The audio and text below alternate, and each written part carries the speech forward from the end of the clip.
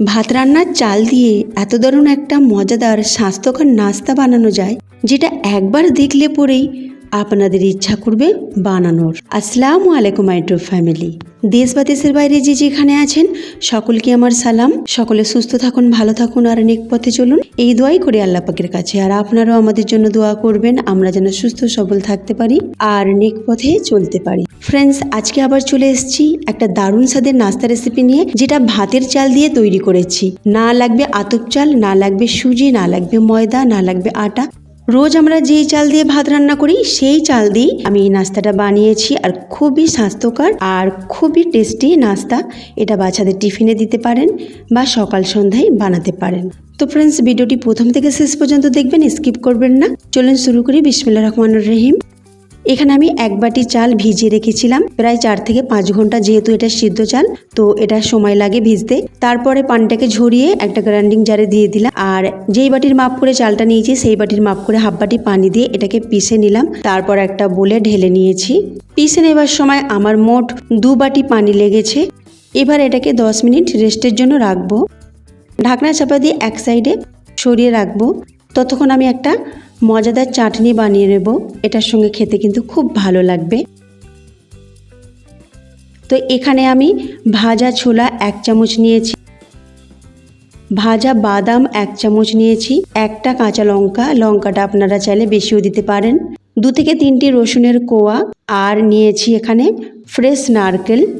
Fresh নারকেল যদি আপনাদের কাছে না থাকে তো শুকনো নারকেল থাকলেও দেবেন, বা ডেসিকেটেড কোকোনাট মার্কেটে পাওয়া যায় সেটাও দিতে পারেন। এখানে 2 টেবিল চামচ।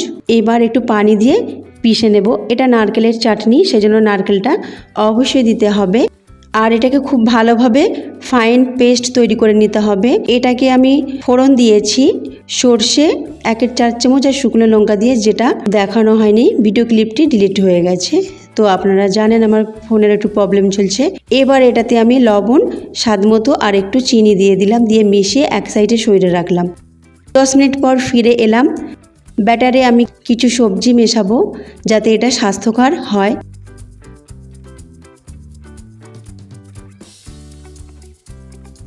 তো এখানে পেঁয়াজ 2 চামচের মতো নিলাম। এগুলোকে সব ছোট ছোট করে কুচি করে নিয়েছি। টমেটো 2 চামচ, ক্যাপসিকাম 2 চামচ, গাজরটাকে ভালো করে গ্রেট করেছি, একদম ফাইনলি গ্রেট করেছি, যেটা 4 চামচের মতো নিলাম।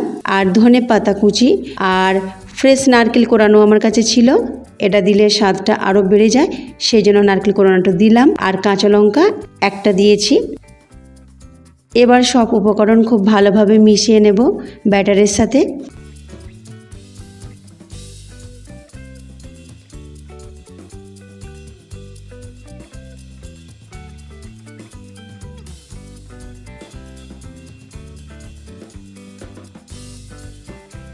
এবার এতে আমি 2 টেবিল চামচ টক দই দেব। এটার স্বাদটা একটু টক টক লাগবে, সেই জন্য টক দইটা দেয়া। আর টক দই দিলে খুব ভালো টেস্টও আসে আর একটু নরমও হয়। তো টক দইটা আপনারা চাইলে স্কিপ করতে পারেন, যদি থাকে দেবেন, না দিলেও কোনো অসুবিধা নেই। আর এবারে এখানে স্বাদ মতো লবণ দিলাম আর একটু চিনি দিয়ে দিলাম এই হাফ চামচের মতো। আর এখানে শুকনো লঙ্কা কুটে রেখেছিলাম সেটা দিলাম 1/4 চামচ। আর কিছু দেব না, একদম শেষে দেব baking soda. Baking soda half চামচের মতো দিলাম, আর তাতে 1 চামচ পানি দিয়ে খুব ভালো করে মিশিয়ে নিলাম। পানিটা অবশ্যই বেকিং সোডার উপরে দেবেন, তবেই বেকিং সোডা অ্যাক্টিভ হবে। এবার এইভাবে কিছুক্ষণ নাড়তে থাকবো। নাড়ার পর দেখবেন কত সুন্দর ফ্লপি ভাব এসে গেছে। এবার এটাকে তৈরি করে নেব। একটা কড়া বসিয়েছি ছোট, তাতে একটু তেল নিয়েছি, তেলটাকে ভালো করে চারিদিকে ছড়িয়ে দিলাম। আর একটা গোল চামচ নিয়েছি ছোট, সেই চামচের 1 চামচ দিয়ে ঢাকনা চাপা দিয়ে এটাকে 1 মিনিট কম আঁচে রেখে দেব।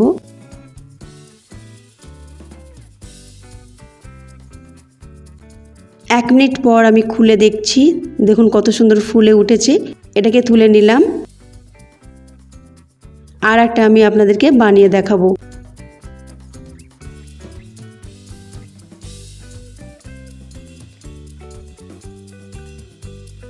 এই নাস্তাটা খেতে কিন্তু খুব ভালো লাগে। এটা টমেটো সস বা যে কোনো প্রকার চাটনির সাথে খেতে পারেন, ধনেপাতার চাটনির সাথে খেতে পারেন, বা নারকেলের যে চাটনিটা আমি বানিয়েছি সেটা দিয়েও খেতে কিন্তু অসাধারণ লাগে, বা এমনিও এটা খাওয়া যায়, খেতে কিন্তু খুব ভালো লাগে। বাচ্চাদের এইভাবে বানিয়ে দিতে পারেন, ওরা কিন্তু খুব ভালোভাবে মজার সাথে খেয়ে নেবে। আমি আপনাদের একটা ভেঙেও দেখাচ্ছি, দেখুন ভিতরে কত সুন্দর ভাঁজ সৃষ্টি হয়েছে, একেবারে চিতই পিঠার মতো লাগছে ভিতরটা। তো ফ্রেন্ডস, আজকের রেসিপি আপনাদেরকে কেমন লেগেছে অবশ্যই আমাকে কমেন্টে জানাবেন। তার সাথে আপনার ফ্রেন্ডস, আপনার রিলেটিভদের কাছে প্রচুর প্রচুর শেয়ার করবেন। আর যারা নতুন রয়েছেন সাবস্ক্রাইব করে পাশে থাকা বেল আইকনটি ক্লিক করবেন, আর একটা লাইক অবশ্যই করবেন। দেখুন আমার ছেলে খুবই মজার সাথে এই নাস্তাটি খেয়েছে আর খুবই তারিফ করেছে। তাই বলছি ফ্রেন্ডস, রেসিপিটি অবশ্যই আপনারা ট্রাই করবেন, আপনার বাচ্চারাও খুবই পছন্দ করবে। আল্লাহ হাফিজ।